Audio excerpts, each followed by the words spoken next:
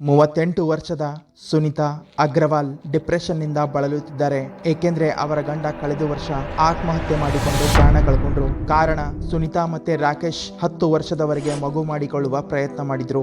ಆದರೆ ಪರೀಕ್ಷೆ ಮಾಡಿದ ನಂತರ ಗೊತ್ತಾಯ್ತು ಸುನಿತಾ ಅವರ ಪತಿ ರಾಕೇಶ್ನ ಕಾರಣದಿಂದ ಸುನಿತಾ ಯಾವತ್ತೂ ತಾಯಿ ಆಗೋದಿಲ್ಲ ಎಂದು. ಏಕೆಂದ್ರೆ ರಾಕೇಶ್ ಇನ್ಫರ್ಟೈಲ್ ಆಗಿದ್ರು, ಅಂದ್ರೆ ರಾಕೇಶ್ ತನ್ನ ಪುರುಷತ್ವ ಕಳೆದುಕೊಂಡಿದ್ರು. ಅವರ ಸ್ಪರ್ಮ್ ನ ಕ್ವಾಲಿಟಿ ತುಂಬಾ ಕಡಿಮೆ ಆಗಿತ್ತು. ಇದರಿಂದ ಅವರು ಯಾವತ್ತೂ ತಂದೆ ಆಗ್ತಾ ಇರಲಿಲ್ಲ. ಈ ಸತ್ಯವನ್ನು ಕೇಳಿ ಅವಮಾನ ನೋವು ತಾಳಲಾರದೆ ರಾಕೇಶ್ ಆತ್ಮಹತ್ಯೆ ಮಾಡಿಕೊಂಡರು. ರಾಕೇಶ್ನ ಹಾಗೆ ನ್ಯಾಷನಲ್ ಕ್ರೈಮ್ ರೆಕಾರ್ಡ್ಸ್ ಬ್ಯೂರೋ NCRBಯ 2015ರ ಒಂದು ರಿಪೋರ್ಟ್ ಪ್ರಕಾರ 448 ಜನ ತಮ್ಮ ಪ್ರಾಣ ಕಳೆದುಕೊಂಡ್ರು. ಕಾರಣ ಇದೇ ಇನ್ಫರ್ಟೈಲ್, ಅಂದ್ರೆ ಪುರುಷತ್ವ ಕಳೆದುಕೊಳ್ಳೋದು. ಮತ್ತೆ ಈ ಸಂಖ್ಯೆ ಪ್ರತಿ ವರ್ಷ ಜಾಸ್ತಿ ಆಗ್ತಾ ಇದೆ. ಮತ್ತೆ ಇದರಲ್ಲಿನ ಶಾಕಿಂಗ್ ವಿಷಯ ಏನು ಗೊತ್ತಾ? 148 ಜನರ ವಯಸ್ಸು 18ರಿಂದ 30ರ ಒಳಗಿನ ಪುರುಷರು ಆಗಿದ್ರು. ಇವತ್ತು ಭಾರತದಲ್ಲಿ 10ರಿಂದ 15% ಪುರುಷರು ಇನ್ಫರ್ಟೈಲ್ ಆಗಿದ್ದಾರೆ. ಒಂದ್ ವೇಳೆ ಈ ಸಂಖ್ಯೆ ಹೀಗೆ ಬೆಳೀತಾ ಹೋದ್ರೆ ಭಾರತ ಇನ್ಫರ್ಟಿಲಿಟಿಯ ಕ್ಯಾಪಿಟಲ್ ಆಗೋದ್ರಲ್ಲಿ ಡೌಟೇ ಇಲ್ಲ. ನೋಡಿ, ಪುರುಷರು ಪ್ರತಿದಿನ ರಿಲೇಶನ್ಶಿಪ್ ಬಗ್ಗೆ ಯೋಚನೆ ಮಾಡ್ತಾರೆ, ಆದರೆ ಜೀವನದಲ್ಲಿ ಸರಿಯಾದ ಅವಕಾಶ ಸಿಕ್ಕಾಗ ಅವರ ಯಂತ್ರ ಸರಿಯಾಗಿ ಕೆಲಸನೇ ಮಾಡೋದಿಲ್ಲ. ಅವರಿಗೆ ಟ್ಯಾಬ್ಲೆಟ್ಸ್ ತಗೊಳ್ಳುವ ಪರಿಸ್ಥಿತಿ ಬಂದಿದೆ. ಈಗ ನೀವೇ ಈ ಆರ್ಟಿಕಲ್ ಅನ್ನ ನೋಡಿ, ನಿಮಗೆ ಅರ್ಥ ಆಗುತ್ತೆ. ವ್ಯಾಲೆಂಟೈನ್ಸ್ ಡೇಯಲ್ಲಿ ಮೀಟಿಂಗ್ ಮಾಡುವ ಮೆಡಿಸಿನ್ಸ್ ಸೇಲ್ಸ್ ನ ಪ್ರಮಾಣ ಪ್ರತಿ ವರ್ಷ 50% ಜಾಸ್ತಿ ಆಗ್ತಾ ಇದೆ. ಮತ್ತೆ ಇದನ್ನ ಖರೀದಿ ಯಾರು ಮಾಡ್ತಾರೆ ಗೊತ್ತಾ? ಅದೇ ಯುವಕರು, ಯಾರು ತಮ್ಮ ಯೌವನದಲ್ಲಿ ಇದ್ದಾರೆ ಆದರೆ ಅವರ ಯಂತ್ರ ಸರಿಯಾಗಿ ಕೆಲಸನೇ ಮಾಡ್ತಾ ಇಲ್ಲ. ಹಾಗಿದ್ರೆ ಇದರ ಹಿಂದೆ 2 ಕಾರಣಗಳಿವೆ. 1, ಫಾಸ್ಟ್ ಫುಡ್ ನ ಜೀವನ ಶೈಲಿ. 2, ಬ್ರಹ್ಮಚರ್ಯವನ್ನು ನಾಶ ಮಾಡೋದು. ಆಕ್ಚುಲಿ ಒಬ್ಬ ಯುವಕನ ವಯಸ್ಸು 18ರಿಂದ 20 ವರ್ಷ ಆಗಿದ್ದಾಗ ಅವರಲ್ಲಿ ಶಕ್ತಿ ಜಾಸ್ತಿ ಆಗಲು ಪ್ರಾರಂಭ ಆಗುತ್ತೆ.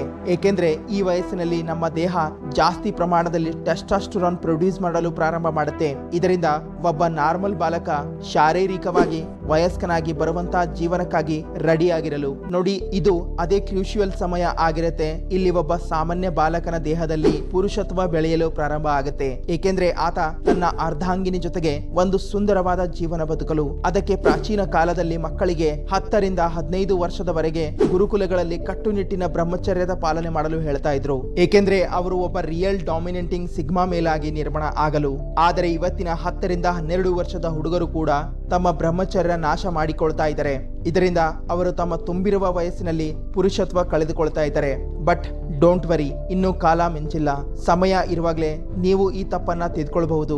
ಆದರೆ ಇವತ್ತಿನಿಂದಲೇ ತಮ್ಮ ವೀಕ್ ಎರೆಕ್ಷನ್ ಪರ್ಫಾರ್ಮೆನ್ಸ್ ಇಶ್ಯೂಸ್ ಮತ್ತೆ ನಾಶ ಆಗಿರುವ ಬ್ರಹ್ಮಚರ್ಯವನ್ನು ಪುನಃ ಪಡ್ಕೊಳ್ಬೇಕು ಅಂದ್ರೆ ಈ ವಿಡಿಯೋ ಪೂರ್ತಿ ಎಂಡ್ ವರೆಗೆ ನೋಡಿ. ಹಾಗಿದ್ರೆ ಬನ್ನಿ ವಿಡಿಯೋ ಪ್ರಾರಂಭ ಮಾಡೋಣ. Point number 1, avoid plastic. Plastic ನಿಂದ ತುಂಬಿರುವ ಈ ವಾತಾವರಣ ನಿಮ್ಮ ಟೆಸ್ಟೋಸ್ಟೆರಾನ್ ಅನ್ನ ಕಡಿಮೆ ಮಾಡ್ತಾ ಇದೆ. ಪ್ಲಾಸ್ಟಿಕ್ ಬಾಟಲ್, ಫುಡ್ ಪ್ಯಾಕೇಜಿಂಗ್ ಮತ್ತೆ ಫ್ರಿಜ್ ಆನ್ ಪ್ರಾಡಕ್ಟ್, ಈ ಎಲ್ಲದರಲ್ಲಿ ಬಿಸ್ಫೆನಾಲ್ ಎ ನಂತಹ ಕೆಮಿಕಲ್ ಇರುತ್ತೆ. ಮತ್ತೆ ಈ ಕೆಮಿಕಲ್ ಪುರುಷರ ರೀಪ್ರೊಡ್ಯೂಸಿಂಗ್ ಸಿಸ್ಟಮ್ ಅನ್ನ ಕಡಿಮೆ ಮಾಡ್ತಾ ಇದೆ, ಜೊತೆಗೆ ಟೆಸ್ಟೋಸ್ಟೆರಾನ್ ಅನ್ನು ಕಡಿಮೆ ಮಾಡ್ತಾ ಇದೆ. ಇದರಿಂದ ನಿಮ್ಮಲ್ಲಿ ಫೀಮೇಲ್ಸ್ ನಂತಹ ಹಾರ್ಮೋನ್ ಜಾಸ್ತಿ ಆಗಲು ಪ್ರಾರಂಭ ಆಗುತ್ತೆ. ಅದಕ್ಕೆ ನೀವು ಪ್ಲಾಸ್ಟಿಕ್ ಬದಲಾಗಿ ಗ್ಲಾಸ್, ಕಾಪರ್ ಅಥವಾ ಸ್ಟೀಲ್ ಬಾಟಲ್ ಅನ್ನ ಉಪಯೋಗ ಮಾಡಿ. ಒಂದ್ ವೇಳೆ ನಿಮ್ಮ ಮನೆಯಲ್ಲಿ ಪ್ಲಾಸ್ಟಿಕ್ ಕ್ಯಾನ್ ಒಳಗೆ ನೀರು ಬರ್ತಾ ಇದ್ರೆ ಅದನ್ನ ಹಾಗೆ ಉಪಯೋಗಿಸುವ ಬದಲು 2 ನಿಮಿಷ ಬೇಯಿಸಿ. ಇದರಿಂದ ಈ ಬಿಸ್ಫೆನಾಲ್ ಏನಂತಹ ಕೆಮಿಕಲ್ ನ ಪವರ್ ಆದಷ್ಟು ಕಡಿಮೆ ಆಗುತ್ತೆ. ಅಥವಾ ನೀವು ಪ್ರತಿದಿನ ರಾತ್ರಿ ಮಲಗೋದಕ್ಕಿಂತ ಮುಂಚೆ ತಾಮ್ರದ ಪಾತ್ರೆ ಒಳಗೆ ನೀರು ಹಾಕಿ ಮತ್ತೆ ಬೆಳಗ್ಗೆ ಎದ್ದು ಆ ನೀರನ್ನ ಕುಡಿಯಿರಿ. ಏಕೆಂದ್ರೆ ಈ ತಾಮ್ರದ ಪಾತ್ರೆ ನೀರಿನಲ್ಲಿ ಇದ್ದ ವಿಷಕಾರಿ ಪದಾರ್ಥ ಕೊಂದು ನೀರನ್ನ ಶುದ್ಧ ಮಾಡುತ್ತೆ. ಬೆಳಿಗ್ಗೆ ನಿಮಗೆ ಹೆಲ್ತಿ ಅಲ್ಕಲೈನ್ ವಾಟರ್ ನೀಡುತ್ತೆ. ಇದು ನಿಮ್ಮ ಟೆಸ್ಟೋಸ್ಟೆರಾನ್ ಲೆವೆಲ್ ಅನ್ನ ಜಾಸ್ತಿ ಮಾಡುತ್ತೆ. ಇದರಿಂದ ನಿಮ್ಮ ವೀಕ್ ಎರೆಕ್ಷನ್ ಮತ್ತೆ ನಾಶ ಆಗಿರುವ ಬ್ರಹ್ಮಚರ್ಯ ಲೆವೆಲ್ ಅನ್ನ ಜಾಸ್ತಿ ಮಾಡುತ್ತೆ. ಅದಕ್ಕೆ ಅಲ್ವಾ ನಮ್ಮ ತಾತ ಮುತ್ತಾತರು ಎಲ್ಲರೂ ತಾಮ್ರದ ಪಾತ್ರೆಗಳನ್ನ ಉಪಯೋಗ ಮಾಡ್ತಾ ಇದ್ರು. ಇದರಿಂದ ಅವರ ಟೆಸ್ಟೋಸ್ಟೆರಾನ್ ಲೆವೆಲ್ 50ರಿಂದ 60 ವರ್ಷದವರೆಗೆ ಹೈ ಆಗಿರ್ತಾ ಇತ್ತು.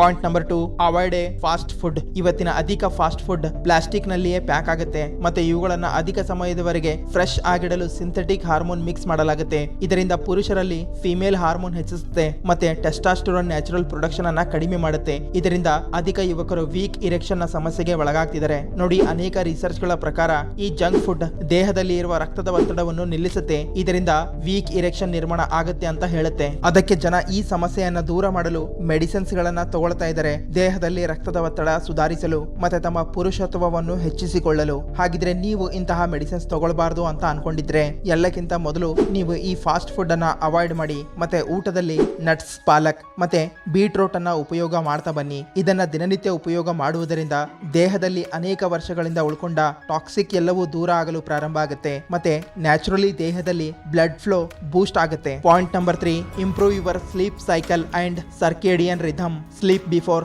11 PM. ಟೆಸ್ಟ್ರಾಸ್ಟ್ರೋನ್ ನ ಪ್ರೊಡಕ್ಷನ್ ರಾತ್ರಿ 2 ರಿಂದ ಬೆಳಿಗ್ಗೆ 6 ಗಂಟೆವರೆಗೆ ಜಾಸ್ತಿ ಪೀಕ್ ನಲ್ಲಿ ಇರುತ್ತೆ. ಈ ಸಮಯದಲ್ಲಿ ನೀವು ಸರಿಯಾಗಿ ನಿದ್ದೆ ಮಾಡಲಿಲ್ಲ ಅಂದ್ರೆ ಇದರಿಂದ ನಿಮ್ಮ ಟೆಸ್ಟ್ರಾಸ್ಟ್ರೋನ್ ನ ಪ್ರೊಡಕ್ಷನ್ ಕಡಿಮೆ ಆಗುತ್ತೆ. ಅದಕ್ಕೆ ನೀವು ನಿಮ್ಮ ಸರ್ಕೇಡಿಯನ್ ರಿಥಮ್ ನ್ಯಾಚುರಲ್ ಇಂಟರ್ನಲ್ ಕ್ಲಾಕ್ ನ ಜೊತೆಗೆ ಒಂದು ಸರಿಯಾದ ಅಲೈನ್ಮೆಂಟ್ ನಿರ್ಮಾಣ ಮಾಡಬೇಕು.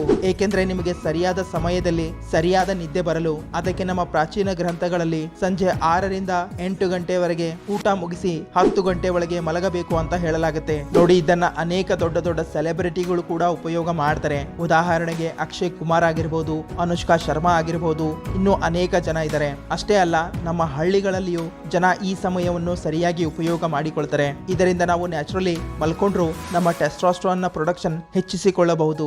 ಇದು ನಿಮಗೆ ಕಳೆದುಕೊಂಡಿರುವ ಬ್ರಹ್ಮಚರ್ಯ ಮರಳಿ ಪಡೆಯಲು ಸಹಾಯ ಮಾಡುತ್ತೆ. ಇದರ ಜೊತೆಗೆ ಪ್ರತಿದಿನ ಬೆಳಿಗ್ಗೆ 10 ರಿಂದ 15 ನಿಮಿಷ ಡೈರೆಕ್ಟ್ ಸನ್ಲೈಟ್ ತಗೊಳ್ಳೋದ್ರಿಂದ ನಮ್ಮ ವಿಟಮಿನ್ ಡಿ ಯ ಕೊರತೆ ಪೂರ್ತಿ ಆಗುತ್ತೆ. ಮಸಲ್ಸ್ ಗ್ರೋತ್ ಆಗಿ ಸರಿಯಾಗಿರುತ್ತೆ, ಬ್ರೈನ್ ಸೆಲ್ಸ್ ಆಕ್ಟಿವ್ ಆಗುತ್ತೆ ಮತ್ತೆ ನಿಮ್ಮ ಇಮ್ಯೂನ್ ಸಿಸ್ಟಮ್ ಅಂದ್ರೆ ಟೆಸ್ಟೋಸ್ಟೆರಾನ್ ನ ಲೆವೆಲ್ ಕೂಡ ಜಾಸ್ತಿ ಆಗುತ್ತೆ. Point number 4, weight lifting. Science clearly ಹೇಳುತ್ತೆ, ನಿಮ್ಮ ಟೆಸ್ಟೋಸ್ಟೆರಾನ್ ನ ಲೆವೆಲ್ ಜಾಸ್ತಿ ಆಗ್ಬೇಕು ಅಂದ್ರೆ ನೀವು ಪ್ರತಿದಿನ ವ್ಯಾಯಾಮ ಅಂತೂ ಮಾಡಲೇಬೇಕು. ಜಿಮ್ ನಲ್ಲಿ ಭಾರವಾದ ಡಂಬಲ್ಸ್ ಎತ್ತಲೇಬೇಕಾಗುತ್ತೆ. Squats, deadlift, bench press, compounding exercise ಗಳನ್ನ ಮಾಡಿ. ಇದು ನಿಮ್ಮ ಟೆಸ್ಟೋಸ್ಟೆರಾನ್ ಲೆವೆಲ್ ಅನ್ನ ನ್ಯಾಚುರಲಿ ಬೂಸ್ಟ್ ಮಾಡುತ್ತೆ. ಒಂದ್ ವೇಳೆ ನೀವು ಜಿಮ್ ಹೋಗೋದಿಲ್ಲ ಅಂದ್ರೆ ಪ್ರತಿದಿನ ಬೆಳಿಗ್ಗೆ ರನ್ನಿಂಗ್ ಮಾಡಿ, ಪುಷಪ್ಸ್ ಮಾಡಿ. ಯಾವಾಗ ನೀವು ಹೈ ಇಂಟೆನ್ಸಿಟಿ ಇರುವ ಟ್ರೈನಿಂಗ್ ಮಾಡುವಾಗ ದೇಹದಲ್ಲಿ ಇರುವ ಮೇಲ್ ಹಾರ್ಮೋನ್ಸ್ ತಾನಾಗಿಯೇ ಆಕ್ಟಿವ್ ಆಗಲು ಪ್ರಾರಂಭ ಆಗುತ್ತೆ.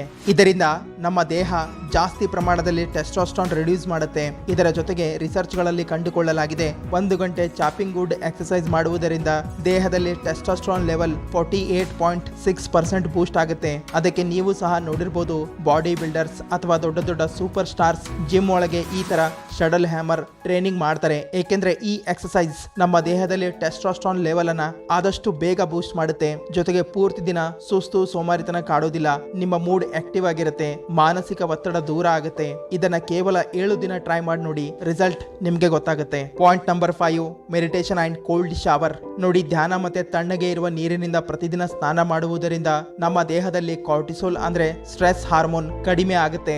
ಜೊತೆಗೆ ನಮ್ಮ ಟೆಸ್ಟೋಸ್ಟೆರಾನ್ ಲೆವೆಲ್ ಕೂಡ ಜಾಸ್ತಿ ಆಗಲು ತುಂಬಾ ಸಹಾಯ ಮಾಡುತ್ತೆ. ಇದರಿಂದ ಏನೂ ಆಗೋದಿಲ್ಲ ಅಂತ ಅನ್ಕೋಬೇಡಿ, ಏಕೆಂದ್ರೆ ದೊಡ್ಡ ದೊಡ್ಡ ಸೆಲೆಬ್ರಿಟಿಗಳು ಕೂಡ ಇದನ್ನ ಉಪಯೋಗ ಮಾಡ್ತಾರೆ.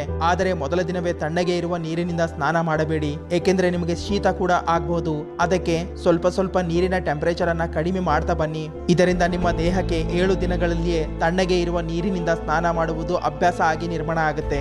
ಇದರ ಜೊತೆಗೆ ನೀವು ನೀಲಿ ಆಕಾಶ ನೋಡ್ತಾ ನಿಸರ್ಗದ ಜೊತೆಗೆ ಎಷ್ಟು ಟೈಮ್ ಸ್ಪೆಂಡ್ ಮಾಡ್ತೀರಾ ಅಷ್ಟು ಒಳ್ಳೆಯದು. ಇಲ್ಲ ವಾಕಿಂಗ್ ಮಾಡಿ, ಇಲ್ಲ ಹ್ಯಾಕಿಂಗ್ ಮಾಡಿ, ಜರ್ನಲಿಂಗ್ ಬರೆಯುವುದು ಪ್ರಾರಂಭ ಮಾಡಿ, ಇಲ್ಲ ಗಿಟಾರ್ ನುಡಿಸುವುದು, ಹಾಡುಗಳನ್ನ ಕೇಳುವುದು, ತಮ್ಮ ಸಾಕು ನಾಯಿ ಜೊತೆಗೆ ಗಾರ್ಡನ್ ನಲ್ಲಿ ಆಟ ಆಡೋದ್ರಿಂದ ನಿಮ್ಗೆ ತುಂಬಾ ಲಾಭ ಆಗುತ್ತೆ. ಏಕೆಂದ್ರೆ ಇದೆಲ್ಲ ಮಾಡೋದ್ರಿಂದ ನಿಮ್ಮ ಸ್ಟ್ರೆಸ್ ಕಡಿಮೆ ಮಾಡುತ್ತೆ. ಮತ್ತೆ ನಿಮ್ಮ ಸ್ಟ್ರೆಸ್ ಕಡಿಮೆ ಆಗೋದ್ರಿಂದ ನಿಮ್ಮ ಟೆಸ್ಟೋಸ್ಟೆರಾನ್ ಬೂಸ್ಟ್ ಆಗುತ್ತೆ. ಮತ್ತೆ ನಿಮ್ಮ ಟೆಸ್ಟೋಸ್ಟೆರಾನ್ ಜಾಸ್ತಿ ಆಗೋದ್ರಿಂದ ನಿಮಗೆ ಸ್ವತಃ ಅನುಭವ ಆಗುತ್ತೆ. ನಿಮ್ಮ ಒಳಗೆ ಒಂದು ಸ್ಟ್ರಾಂಗ್ ಡಾಮಿನೇಟಿಂಗ್ ಸಿಗ್ಮಾ ಮೇಲ್ ನ ಔರಾ ಕ್ರಿಯೇಟ್ ಆಗ್ತಾ ಇರೋದು. Point number 6, change some food. Acharya Chanakya ಹೇಳ್ತಾರೆ, ಅನ್ನಾದಶಗುಣಂ ಪಿಷ್ಟಂ ಪಿಷ್ಟಾದಶಗುಣಂ ಪಯಹಂ ಪಯತೋಷ್ಟಾಷ್ಟಗುಣಂ ಮಾಂಸಂ ಮಾಂಸಾದಶಗುಣಂ ಘೃತಂ.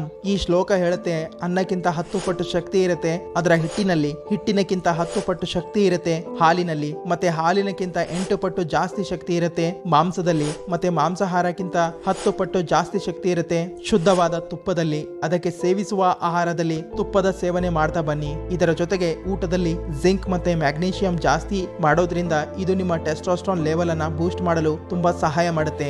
ಇದಕ್ಕಾಗಿ ನೀವು ಪಂಪ್ಕಿನ್ ಸೀಡ್ಸ್, ಗೋಡಂಬಿ, ಡಾರ್ಕ್ ಚಾಕ್ಲೇಟ್, ಆಲ್ಮಂಡ್ ಮತ್ತೆ ಶಿಲಾಜಿತನ ನಿಮ್ಮ ಊಟದಲ್ಲಿ ಸೇವನೆ ಮಾಡಬಹುದು. ಇಲ್ಲ, ಈ ಆಹಾರ ಪದ್ಧತಿಯ ಒಂದು ಸ್ಕ್ರೀನ್ ಶಾಟ್ ತಗೊಳ್ಳಿ ಮತ್ತೆ ಇದನ್ನ ನಿಮ್ಮ ಊಟದಲ್ಲಿ ಉಪಯೋಗ ಮಾಡಿ. ಇದು ಕೂಡ ವೀಕ್ ಇರೆಕ್ಷನ್ ಅನ್ನ ಕಡಿಮೆ ಮಾಡಿ ನಿಮ್ಮಲ್ಲಿ ಹೈ ಟೆಸ್ಟೋಸ್ಟೆರಾನ್ ಪ್ರೊಡ್ಯೂಸ್ ಮಾಡುತ್ತೆ. ಇದರಿಂದ ನೀವು ಒಬ್ಬ ಪವರ್ಫುಲ್ ಡಾಮಿನೇಟಿಂಗ್ ಸಿಗ್ಮಾ ಮೇಲ್ ನ ಅವರ ಬಿಲ್ಡ್ ಮಾಡಬಹುದು. ಹಾಗಿದ್ರೆ ಈ ವಿಡಿಯೋ ಇಲ್ಲಿಗೆ ಮುಕ್ತಾಯ ಆಗುತ್ತೆ. ಈ ವಿಡಿಯೋ ಬಗ್ಗೆ ನಿಮ್ಮ ಅನಿಸಿಕೆ ಏನೇ ಇದ್ರೂ ಕಮೆಂಟ್ಸ್ ಮೂಲಕ ತಿಳಿಸಿ. ಹಾಗೆ ಚಾನಲ್ ಅನ್ನ ಸಬ್ಸ್ಕ್ರೈಬ್ ಮಾಡಿ, ಇನ್ಸ್ಟಾ ಪೇಜ್ ಅನ್ನ ಫಾಲೋ ಮಾಡಿ. ಬಾಯ್ ಬಾಯ್.